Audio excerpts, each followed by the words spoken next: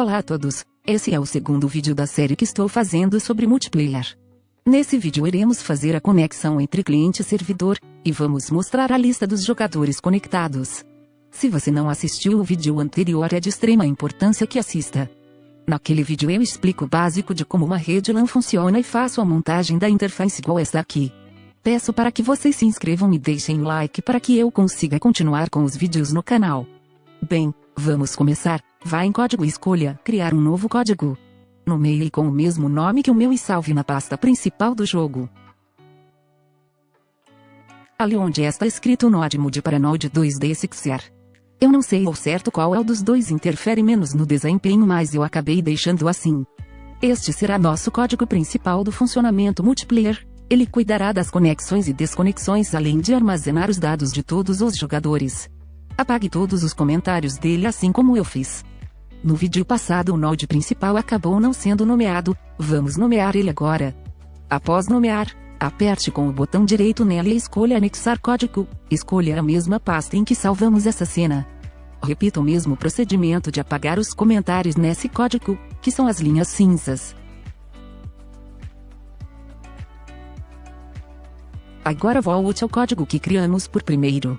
Como ele é o nosso código principal no nosso mundo multiplayer, vamos precisar definir algumas constantes e variáveis relativas a esse mundo. Se você estiver um pouco perdido no que é variável e constante, eu sugiro vocês darem uma olhada no meu tutorial sobre como fazer um jogo do Mario, ou visitar o canal do Papá Game Maker, que tem bons conteúdos sobre a linguagem da Godot. Basicamente, variável e constante são espaços na memória para guardar informações. A diferença das duas é que variável pode trocar de valor, mas a constante não pode ser alterada. Enfim, nessa linha de código estou criando uma variável para armazenar o IP. Para certificar que o IP está certo, podemos ir nas configurações de depuração online na aba Editor.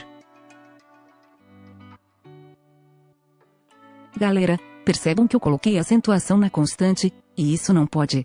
Não coloquem acentuação nem símbolos em nenhuma parte do seu projeto, seja como nome de nodes ou em qualquer parte do código, é bom evitar. E é um bom costume deixar as constantes tudo em caixa alta. Em várias linguagens de programação isso é um bom costume. Vamos também definir uma outra constante como porta padrão. Eu costumo usar 8080. O IP também pode servir como caminho para uma conexão em um jogo criado por um amigo, por isso vamos definir também um IP que seja alterável, ou seja, vamos definir uma variável também para armazenar o IP. Além do IP, vamos também salvar um identificador para nossa conexão. Esse identificador serve exatamente para identificar quem é quem no nosso mundo multiplayer. Também vamos definir uma variável para armazenar o nome do nosso jogador. Também é um identificador, mas além de não poder usar ele em algumas funções importantes, pode existir mais de um jogador com o mesmo nome. Vamos criar mais uma variável para armazenar a nossa conexão, é o carinha que trabalha arduamente fazendo a leitura e enviando dados. Vamos adicionar mais uma variável, porém agora uma variável vetor ou matriz, que é uma variável que armazena vários valores. Também já vamos adicionar uma variável que contará a quantidade de jogadores. Importante também estabelecer um padrão. Vamos deixar todas as variáveis com a primeira letra maiúscula e as outras minúsculas. Por último, vamos criar uma variável para armazenar a referência ao nosso menu. Enfim, aqui temos o preparativo para as próximas etapas. Galera, se vocês não sabem o que é variável ou constante e estiverem achando muito confuso a aula, tentem fazer um jogo simples e depois assistam esse tutorial. Multiplayer não é um assunto fácil nem para veteranos. Bem, com as variáveis definidas vamos começar criando algumas conexões com eventos que acontecem no mundo multijogador, como um jogador que se conecta ao servidor, um jogador que tenta se conectar e não o consegue, e um servidor que cai. Percebam que pegando a árvore da cena e chamando a função conectar, a Godot já consegue achar várias funções do mundo online. Basta então selecionarmos como primeiro parâmetro qual é a função que queremos conectar, em quem, e qual será o nome da função naquela classe. Isso significa que o último parâmetro é a função que vamos criar aqui nesse código. Esse conectar, embora possa lembrar muito com o conceito de troca de informações online, não tem nada a ver com isso. É apenas uma função comum da Godot que conecta eventos em funções. Vamos agora colocar as funções conectadas logo abaixo. Lembre-se de colocar o nome exatamente igual você colocou ali na conexão. Não vamos ainda por código para essas funções, vamos apenas deixar preparadas para depois.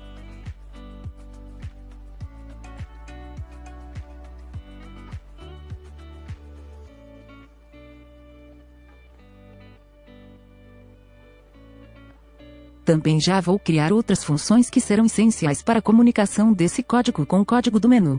Vou criar uma para mudar o IP e outra para mudar o nome. Todas essas novas funções vão ser chamadas pelo código do menu, que também passará um parâmetro que receberemos aqui. O parâmetro é aquele carinha ali entre parênteses, ele conterá o valor que o código do menu passou. Bem, para criar um servidor ou se conectar não será necessário parâmetros tendo as funções que já temos, então só vamos deixar vazio esses códigos. Nós queremos que este código que comanda nosso mundo multiplayer sempre esteja em execução e seja acessível por qualquer objeto. Para conseguirmos fazer isso com facilidade nós iremos pedir para Godot carregar automaticamente o nosso código. Não sei se vocês lembram que nós tínhamos criado uma variável para armazenar a referência para esse código do menu, então agora eu estou repassando a referência. Precisamos primeiro do servidor, ele é a peça fundamental para o nosso jogo multiplayer. Vamos criar uma conexão com o evento de pressionar o botão de criar. Agora quando apertarmos o botão de criar iremos chamar essa função. Aqui nesse código do menu nós não armazenamos dados nenhum, mas que são importantes para as conexões entre os pares. Precisamos repassar o IP e o nosso nome para o nosso código principal antes de logar ou criar. Depois de atualizar os dados no nosso código principal nós podemos pedir para ele criar um servidor chamando a função criar. Também já podemos selecionar o outro botão e fazer o código dele também. A única diferença desse código é que ele vai pedir para logar, e não para criar um servidor.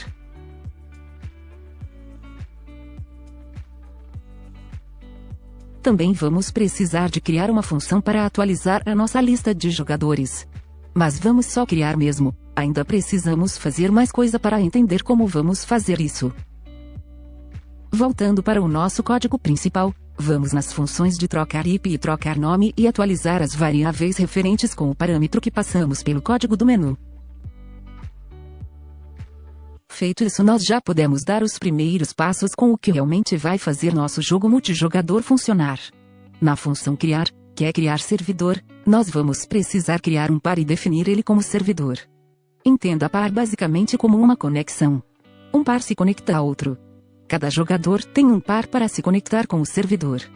Aqui, como estamos criando um servidor, vamos precisar fazer uma conexão do par identificando a queda de um jogador.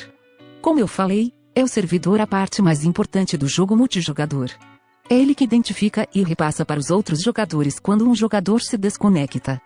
Vamos adicionar a função ao lado da função de conexão sucedida. Além do nosso nome de jogador e IP, eu tinha mencionado que também existe um identificador único para nossa conexão. Vamos então já atribuir o identificador à variável id. Com esse código que criamos já conseguimos iniciar um servidor tranquilamente. Agora vamos criar o código de entrar em um servidor. O código de entrar no servidor varia pouco do código de criar servidor.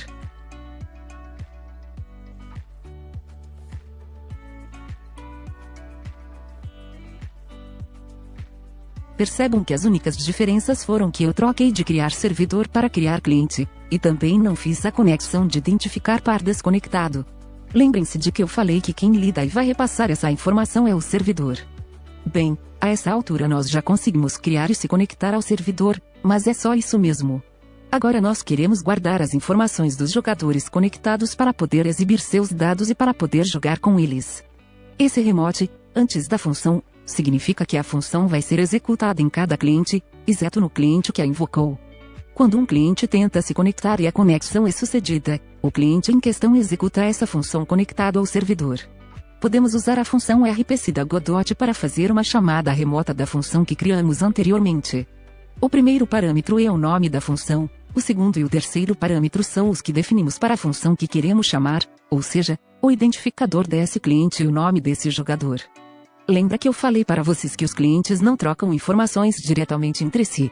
Pois bem, essa função remota vai ser invocada apenas no nosso servidor, então nosso servidor repassará o novo jogador para todos os clientes. Vamos começar fazendo a essência da função, que é registrar o novo jogador no vetor que definimos. Eu quero que vocês reflitam nesse caso que vou citar agora junto comigo. O servidor vai se registrar quando ele se iniciar, cada novo cliente vai chamar a função de se registrar no servidor. Cada novo jogador não irá receber nem os jogadores já conectados nem os novos jogadores. Então nessa função precisamos verificar se somos o servidor para repassar os jogadores já conectados para o novo cliente, e também registrar ele para os clientes já conectados. Lembrando que o remote significa que vai executar em todos os clientes menos em quem a invocou. Ou seja, o servidor vai invocar essa função novamente, mas não será executada em si mesmo. Podemos repassar todos os registros para os novos jogadores percorrendo nossa lista de jogadores, e fazendo uma chamada remota para o identificador do novo jogador. O RPCID serve justamente para fazer uma chamada de função no cliente específico. Iremos fazer isso com o servidor, então aqui eu estou verificando se esse jogador é o servidor. Logo abaixo eu estou fazendo um for, que para quem não sabe é um estado de repetição geralmente usado para percorrer vetores. E nesse estado de repetição eu estou usando o RPCID, que tem como primeiro parâmetro o ID do cliente o que queremos chamar a função, como segundo parâmetro o nome da função, e como próximos parâmetros os próprios parâmetros da função que estamos chamando. Para finalizar basta pedirmos para todos registrarem um novo jogador. Pronto, todo mundo vai saber quem é quem. Como parâmetros passamos os dados do novo jogador. Pronto, agora podemos também já trabalhar com a remoção de registro de um jogador que caiu ou se desconectou. Após nós termos criado o servidor nós fizemos uma conexão com este evento. Ou seja, quem vai repassar para os jogadores quem se desconectou também vai ser o servidor. Neste evento nós recebemos um identificador de quem foi o cliente que caiu. Então basta percorrermos nossa lista de clientes para descobrir qual é a posição no vetor do jogador que caiu. Todos os vetores em todos os clientes vão estar exatamente iguais, então pegar a posição no vetor foi uma escolha minha, mas vocês também poderiam passar o identificador para cada um encontrar o cliente e removê-lo individualmente. Vamos precisar criar uma função que será chamada remotamente.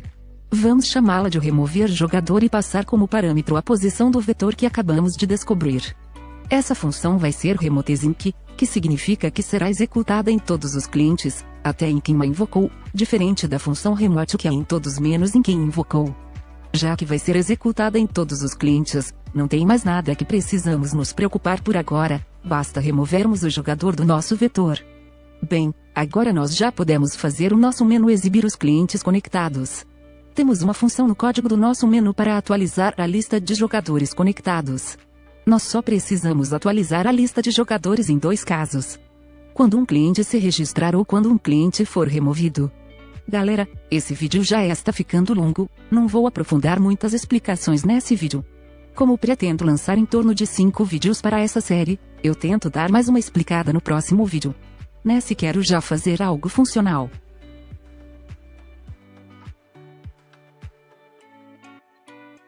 Quando nós criamos o servidor nós acabamos não pedindo o registro do servidor. Como ele não executará a função de conectado ao servidor ele nunca irá ter seu nome registrado. Podemos registrar ele logo após criar o servidor fazendo uma chamada normal para a função. No nosso código do menu nós não possuímos acesso à lista de clientes desse nosso código, mas nós podemos requisitar por função.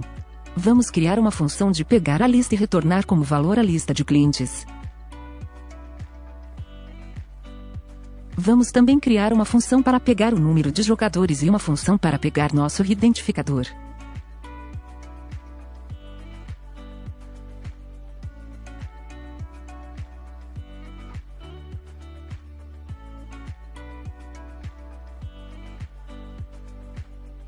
Com todas essas funções nós já podemos tranquilamente mostrar todos os jogadores conectados. Vamos então voltar ao código do nosso menu e criar variáveis para guardar os valores que serão obtidos pelas funções que acabamos de criar.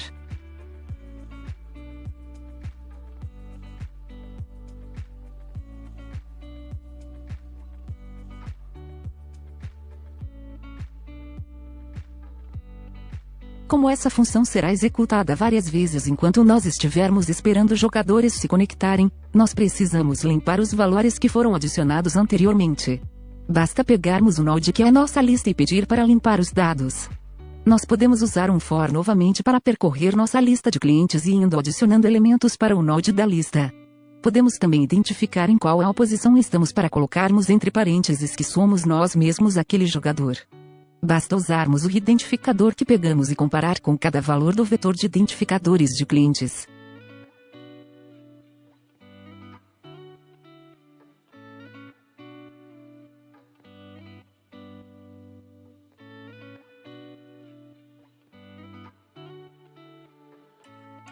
Pronto galera, a pior parte já foi feita. Agora já temos um servidor e cliente funcionais para se montar um jogo multijogador. Mas claro, agora nós devemos testar para corrigir falhas e ver se tudo está funcionando como esperado. Vou abrir mais um aplicativo do nosso jogo para conseguirmos testar as funcionalidades multijogador.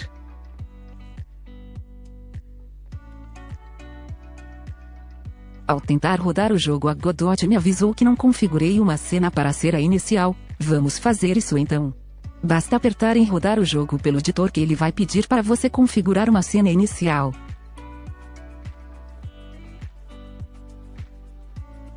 Deu o mesmo erro. Aparentemente a Godot está querendo complicar o meu serviço, mas tudo bem, pelo menos vou ter um debug dos dois aplicativos.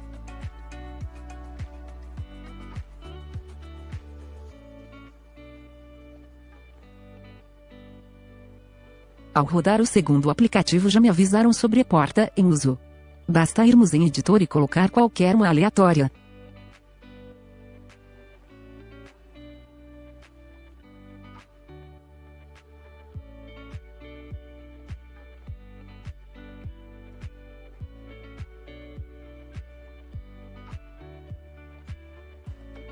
Primeiro erro que encontramos. Eu acabei não definindo o IP e a porta ao criar nosso servidor e cliente. Podemos verificar se é isso mesmo que essa função quer, esperando o IntelliSense dizer qual os parâmetros que ele espera dessa função. O que ele espera aqui é a porta padrão e o número máximo de clientes suportados. Vamos colocar como parâmetro a nossa constante o que definimos no início do vídeo e definir 2 como máximo de clientes. Agora a Godot está reclamando que eu estou usando um valor texto que era para ser valor inteiro. Ele se refere à constante porta. Vamos já aproveitar e criar uma constante de número máximo de clientes, que eu havia esquecido.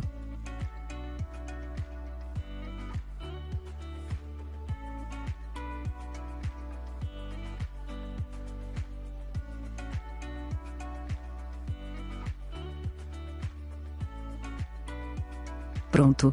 Caso você esteja com mais de uma Godot aberta, feche. Bom, parece estar funcionando. Agora sim podemos reabrir um novo aplicativo para testar.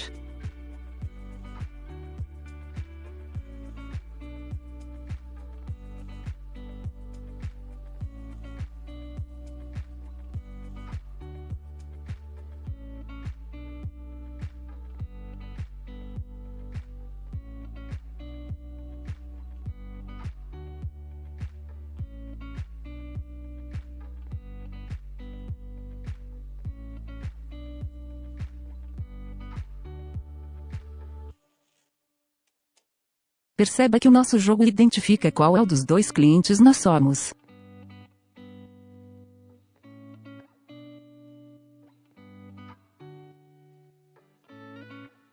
Fechem o segundo projeto. Agora nós vamos apenas dar alguns retoques de finais para a próxima aula. Para evitar que o nosso jogador tente fazer algo que pode ocasionar erro, como tentar criar um servidor com o servidor já criado, nós podemos desabilitar o pressionamento dos botões.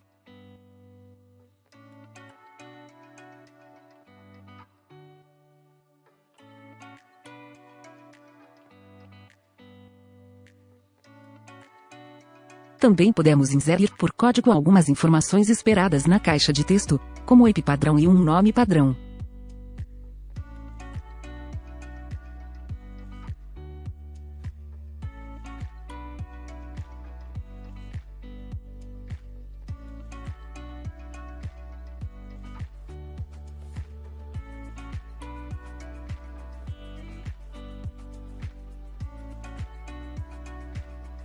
Ao criarmos um servidor, temos um endereço IP específico para os clientes se conectarem. Precisamos exibir esse endereço para conseguir nos conectar com os amigos. Para exibir ele, vamos criar mais um label. Nomeie, escale e centralize, conforme eu fiz.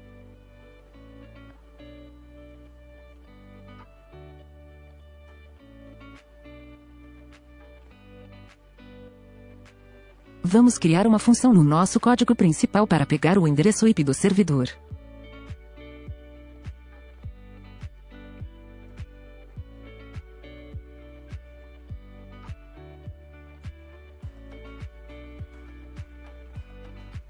temos diversos endereços camadas abaixo para o nosso endereço IP. Não vou me aprofundar nesse assunto pois não é importante para o nosso tutorial. O que vamos usar é o endereço que começa com 192, então basta percorrermos o vetor de endereços em busca de qual começa com esse número.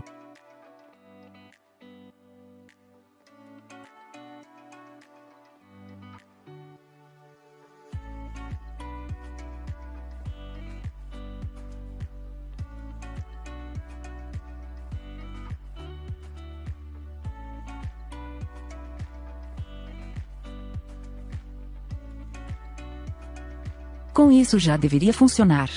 Mas agora eu percebi que dá para simplificar e remover essa variável end. Agora podemos usar essa função para pegar o endereço do servidor, nós devemos invocá-la assim que apertarmos do botão de criar servidor. Vamos colocar um texto antes para explicar o que está sendo exibido, e em seguida colocamos o valor que foi retornado pela função. Como o valor que é retornado pela função que criamos também é texto, não precisamos de nos preocupar com a conversão.